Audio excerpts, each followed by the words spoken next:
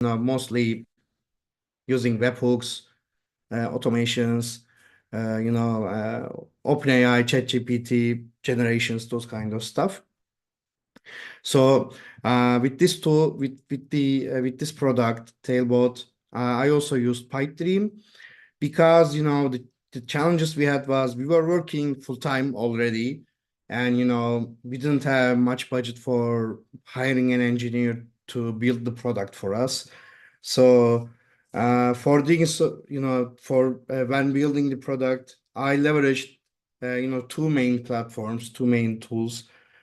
One is PipeDream as the backbone of the product, orchestrating APIs and everything, and ChatGPT code interpreter as my, developer sidekick because I'm not a developer, but I have some Python experience with scripting, but most of the time my code is buggy, or I spend countless hours to make something happen. So when ChatGPT Plus and ChatGPT Content Interpreter announced, I started using it immediately, and it really helped me, build the products, the Python code steps in the PipeDream workflows.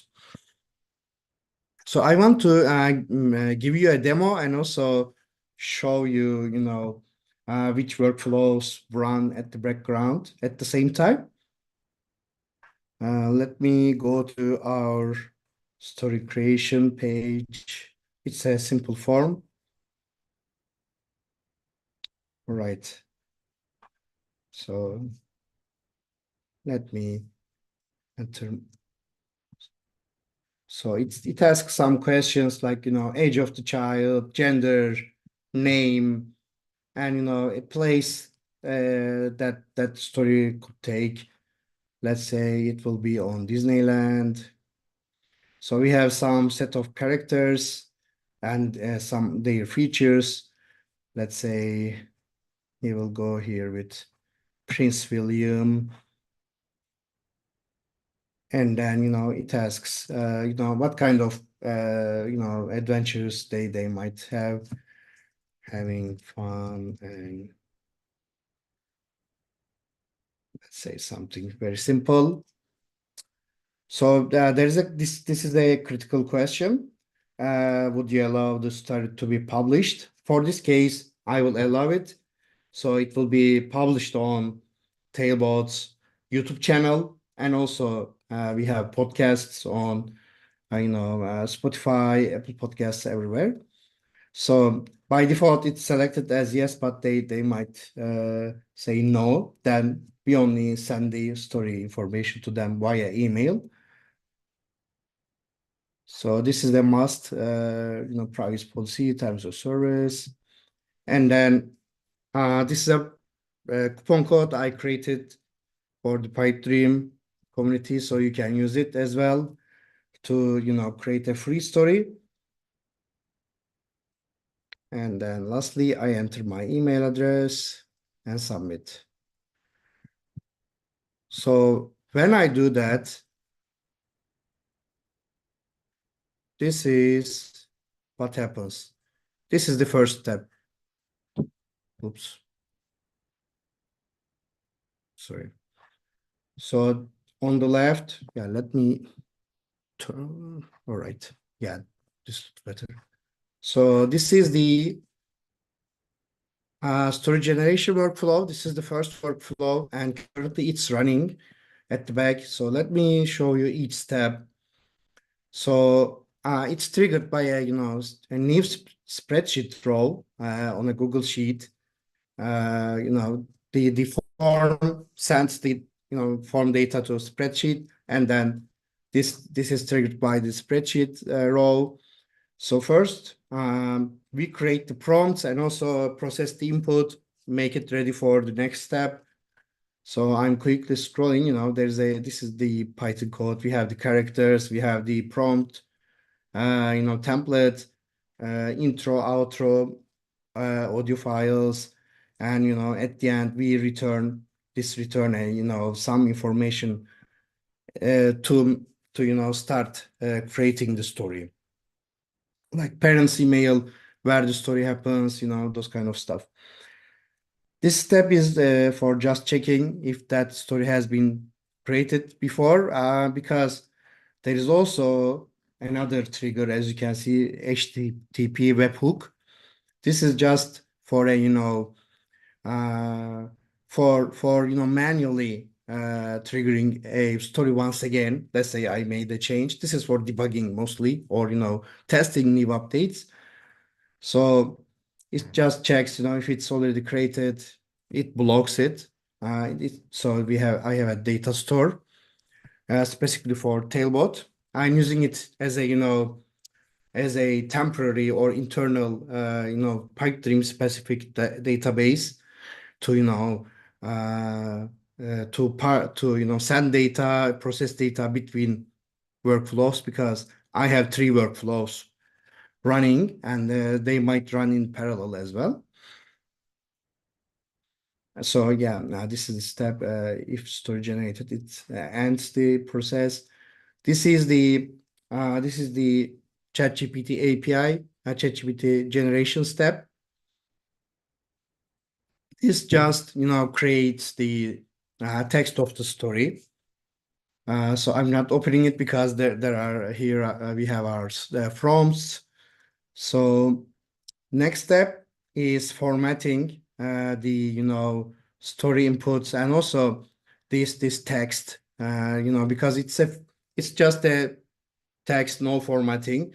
So what it does is it formats, separates the title, text, and adds HTML tags on each paragraph, those kind of stuff.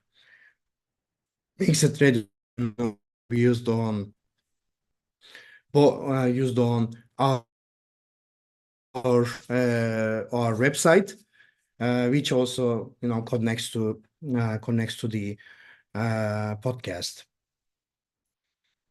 Anyway, so what it does is separates the title, story. This story is the HTML version of the story, and also it creates the audio story opening, HTML version, and also the date of the story.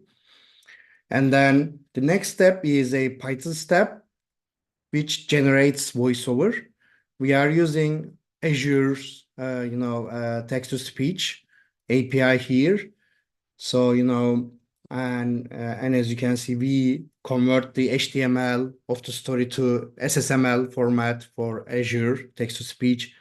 Add some intro, outro texts, those kind of stuff.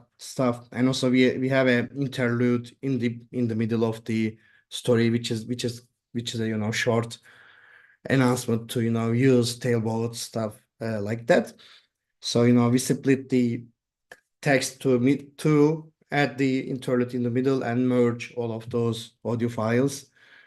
So yeah, this is how it happens. Here we also have some external services that our engineering intern built. Before that, we didn't have interlude or something like that, because some of the libraries were not loaded to Python on Pipedream, and also it was taking too much time.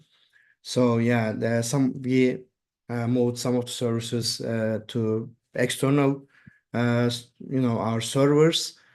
But before having an engineering intern, yeah, I was doing everything here. Anyway, so this is for creating the image generation prompt. So because we have the story generated, out of that story, we want to create a image that represents that story, not just the inputs that parent gave us, because the output might change all the time based on ChatGPT. So this creates the prompt that will be used for Stability AI's image generation API. And as you can see, this step does that. We are sending Stability API the prompt, and then we get a we get a single image, and then we upload the image and also the audio we generated in the previous step. Right now they are in the the temporary folder in Pipedream workflow. So in this step, we upload those temporary files to Azure Blob Storage. Again, we are using some functions here. So what we do is we are uploading the image and audio as well, I believe. Yeah, here we only have image. The audio was in the next step, I believe.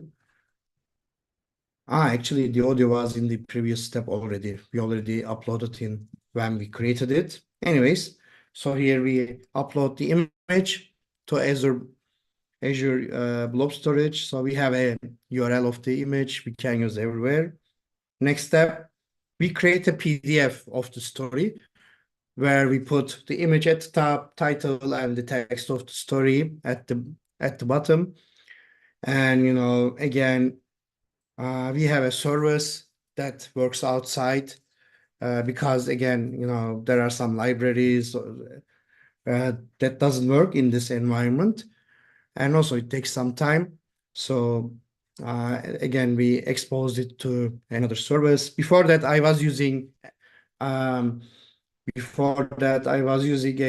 third-party service that Pipedream has a native integration. When you write PDF, you can see it. I don't remember the name. So we were using it before that.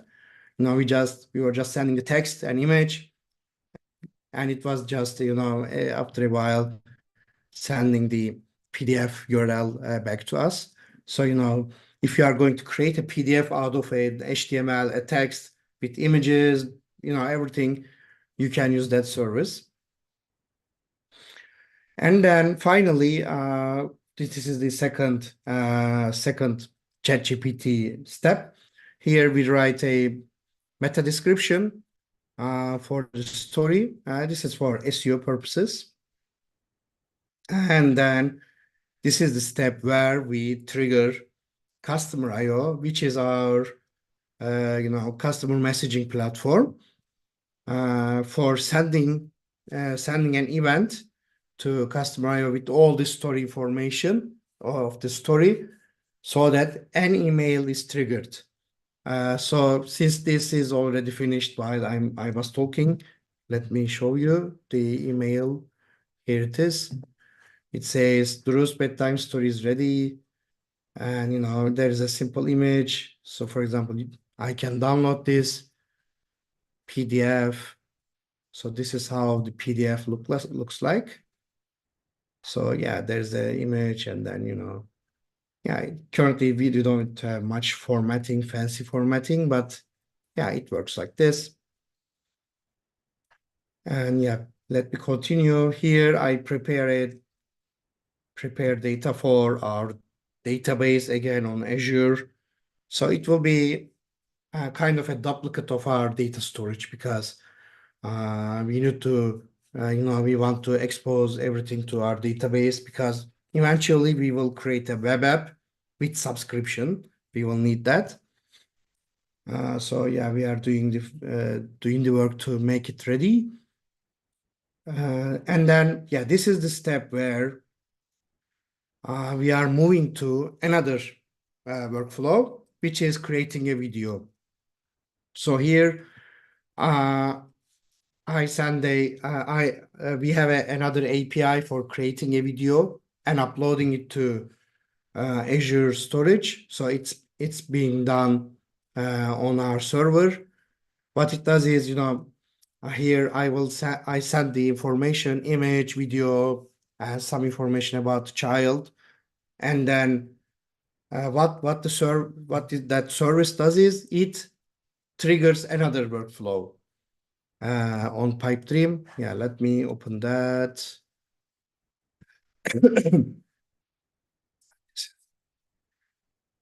So here it is.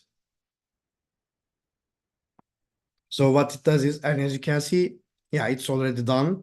Probably I got the email with the YouTube video as well. So this webhook trigger is triggered by our service. It sends the video URL, and then again I process the inputs using using a Python step, and again here I have that critical step, allow publishing. If the parent didn't allow publishing, I will trigger another workflow and stop this one.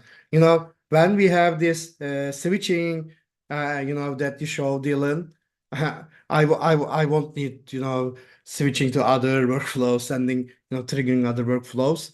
Yeah, that would be a great addition. I will just add a, switch based on this information. Yeah, looking forward to it. Anyways, so yeah, this is what it does. And if the parent allowed for publishing, it goes to next step, which is generating YouTube video metadata. So it creates a title, description, tags. These are important metadata for a YouTube video to be discovered on YouTube searches. And then, yeah. So for example, this is a useful way of doing it. Yeah, let me show you. So there's an option for ChatGPT steps that it can return a JSON to you. So, I discovered that, a while ago. I didn't know that that was possible.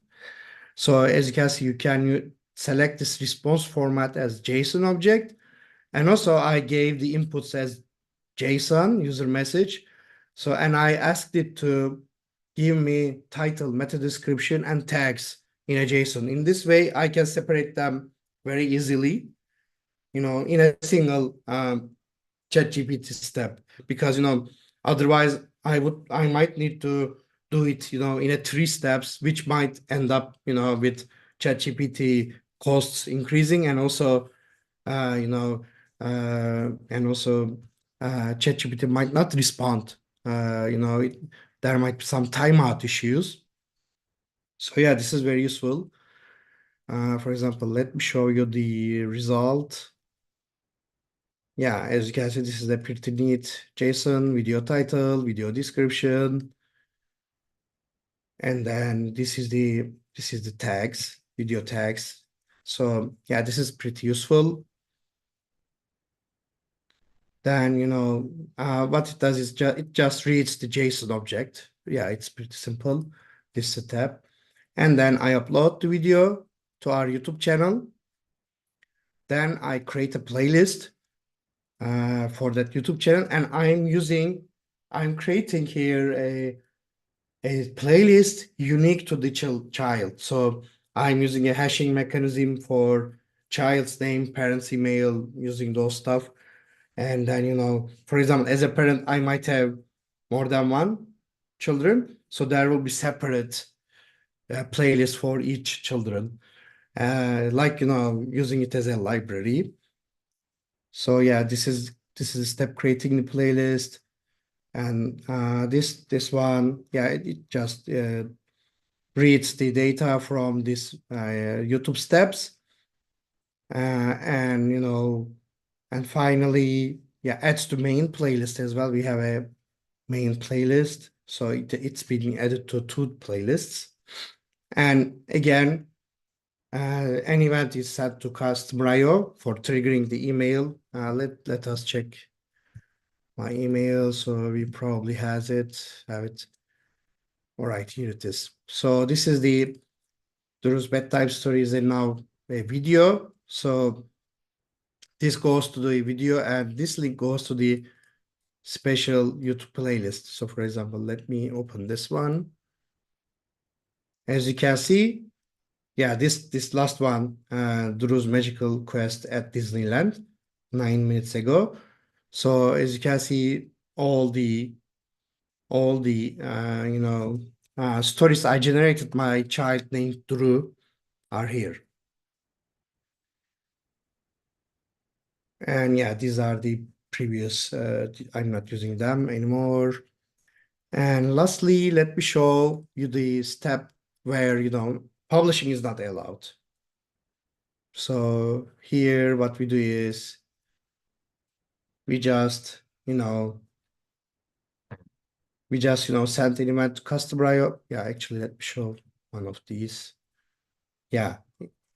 So again, I get the story data and send it here. And then a different email is sent with a link to the video.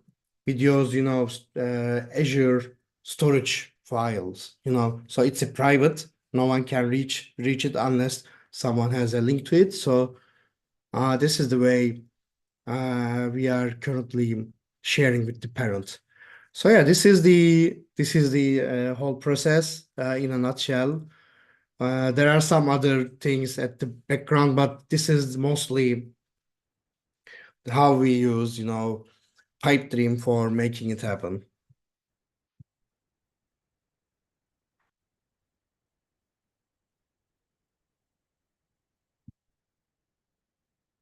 So yeah, that's all on my end. If you have any questions about any details, yeah, I would love to answer them.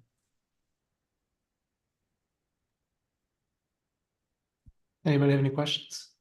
I have a ton. Sure. So do you ever have issues with timeouts on the workflows that are generating the long running ones, like the video? I imagine the video generation is probably the longest running workflow, right? Yeah. So, yeah, actually, for generating video, I needed to have access to FFmpeg library, and currently it's not possible to use it on Pipedream. So we are using it on another service.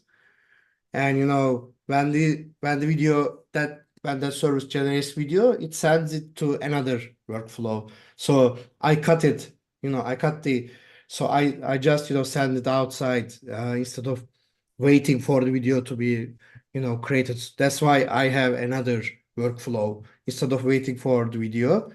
I just continue the steps and finish that workflow. And meanwhile, the other workflow waits for the uh, video to come in an HTTP webhook. Got it. So it's an async pass Yeah. off some other Yes. service. Yeah. Exactly. Gotcha. Cool.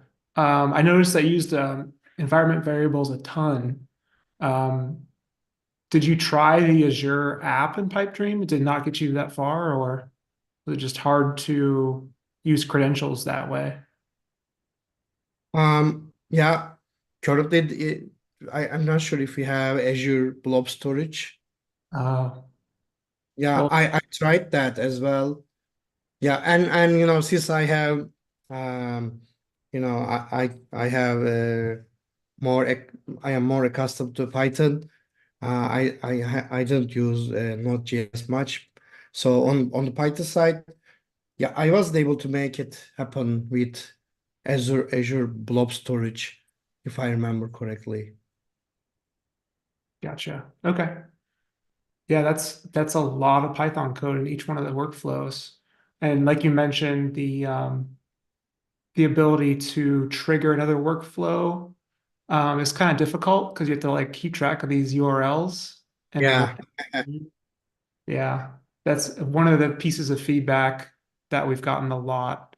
And hopefully in this new beta, there'll be a way to easily link. It won't be an external page. I think it would be more like um, defining that this step is a sub process. It won't affect the main process. And you don't have to leave your current builder to do those sub workflows like you're doing. yeah, that makes a lot of sense. For example, currently I have three workflows. With that, probably we will do everything in a single workflow. Blessing asks, is there a plan to add the SDK trigger back or a way to trigger workflows by ID? Yes. So actually, we're not going to bring back the SDK trigger, I don't believe, but you can currently trigger a workflow by ID with a helper. it's not documented at the moment because it's the backbone of how this new builder will work. Like under the hood, we're going to use this helper that will call another workflow by its ID, but visually on the page, it won't display that way. It'll show branching, looping, um, potentially like a sub process, like I just mentioned. But there is a helper. I do not remember it off the top of my head. It's something simple like $ dot call. I don't remember. I can quickly look through my notes here and see if I can find it. Let's see. If I find it, I will share the. Oh yeah, $.flow.trigger. This is the helper that is new. It accepts a workflow ID as one parameter, and then the next one is, I believe, the data. But again, this is very alpha. I wouldn't rely on it until we have the beta out and it's more stable. But you can feel free to experiment with it. But yeah, that's a way to trigger another workflow without using HTTP interface like you did. Mm. Yeah. Yeah, I didn't know that. Yeah, that's brand new. That you guys get early access to that, early dibs on Nice. that. I feel like I had other questions. So you used a lot of Azure. Remind me, what was the video generation? It accepts an audio file, it accepts a image and the description. Those are the three things it accepts. Yeah. So creating the video file, it only uses the video and audio and image and merge them into a video. We also send a hash to specify the child. The same hash we are using to create the playlist. That's for making the connection between two workflows, because the connection is broken when I send a trigger a external service. So with that hash, I make the connection, and then using that hash, I get the child's and the stories data from the data store on Pipe3. I got you. Okay, it's like a foreign key. Yeah. Could you? We didn't get to see it, but could you just share a short like snippet of one of these generated videos? I don't know if they're moving characters or if it's just like a flat image with like subtitles. Yeah, Curious. it's a flat image right now. Let me show you. So This story is created by a parent like you using Tailbot. Duru's daring day at Disneyland with Prince William and the Enchanted Forest quest. yeah, currently it's like it's just a static image. Yeah, we are manually creating some animation videos, but we haven't been able to do it by automation right now, until now. So but for example, Stability is working on it, Midjourney is working on it. So yeah, we might be close to getting more, creating like more animated videos using APIs. That's incredible. I mean, I'd imagine that'd be expensive per call, like dollars, maybe even tens of dollars. Yeah. So if it would be the cost, yeah, we would maybe hire a virtual assistant that would be cheaper than that. Yeah, true. Yeah. Yeah, I could see that. Or you only generate a small preview and you have an upsell off Yeah. the yeah. Yeah. For example, currently we charge $199 per story. So if we add that video, it would be probably twice or 33x the price as an upsell, as you said. Mm-hmm. Have you thought about adding auto-generated subtitles to the video? Is that more expensive? Is there a service for that? Do you know of? Yeah, I think we can add that. Currently this works pretty pretty nicely, you know, the YouTube's auto-generated captions because it's very clear, you know, since it's, you know, AI generated voice. For example, A special bedtime story for it's today. very clear, and you know, it also adds the transcript. YouTube adds the transcript by itself. For example, you can also read the transcript here like this. So that's why, you know, we didn't, you know, spend some time to do that.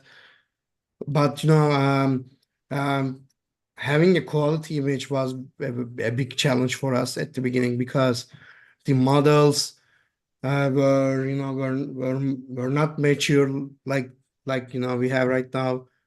Midjourney doesn't have an API, so there are two options: Dolly or you know, Stability. And Dolly was very bad, you know, at the beginning. If you were using Dolly 2, and oh my God, you know, for example, there are some characters having two noses, you know, five Yeah. ears, stuff like that. That's more Yeah, nightmares for kids, yeah, not stories. yeah, right now, yeah, it's much better. Yeah. So yeah, this is how we have it. Right now we are focusing on building a web app with subscription, you know, having a library. And yeah, we think of continue to using Pipedream as the backbone because it's especially very good for us to, for example, quickly test different kinds of prompts, different Mm. models, you know, because yeah, if we, you know, move everything to the servers, yeah, it would be very hard for me to work on it because even I'm a developer, you know, it would be harder. So that's why we want to keep, especially the ChatGPT steps, and image generation steps that are related to prompts on Pipedream, because yeah, I think it's very easy to do, and you know, you don't need to update your code. You know, the workflows, those steps update themselves when there's an API change. Yeah, it's very easy to use. Awesome. Yeah, thanks for sharing that. I never considered about the quick testing for models and prompt differences. That's true. And it's very easy to switch between models, even view Yeah. the images for the most part. Especially when you start to use those project stores. I do that a lot for image generation. So you just upload the image to the project store, and then I can see the results right there without having to integrate with S3 or blob storage, like you said. Or one time I was using Imgur because Imgur has free file hosting, like image hosting. Mm. But file stores make it really simple. Yeah. Awesome. Any other questions from anybody else? Think that's about it. But I want to thank you again for taking the time to share. I know it's late for you. Really appreciate it. Yeah, so I'll catch you guys in the next one. Again, if anyone else is interested in presenting, I would love to share your story, share your product, share your workflow. And we'll be publishing this as a blog post, as well as sending you a link to the YouTube video after this call. So Yeah, thanks. thank you very much. Thank you.